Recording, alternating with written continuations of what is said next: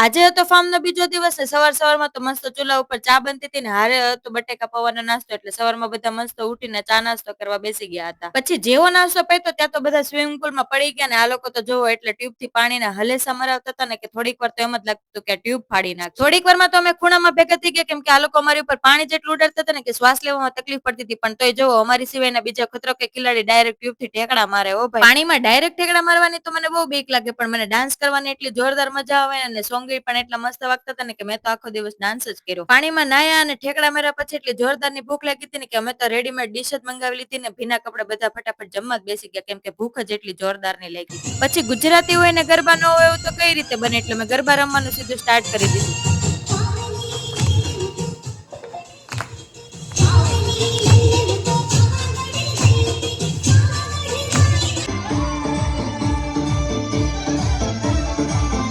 ગરબા અને ડિસ્કો કર્યા પછી એટલી જોરદાર ની ભૂખ લાગી હતી ને કે તરબૂચ ઉપર તો સીધી હોથ બોલાવી દીધી ઘડીક વારમાં તો. તમે તમારી ફેમિલી જોડે આવી રીતે ટાઈમ સ્પેન્ડ કરો છો કે નહીં મને કમેન્ટમાં જરૂરથી કહેજો. Bye bye.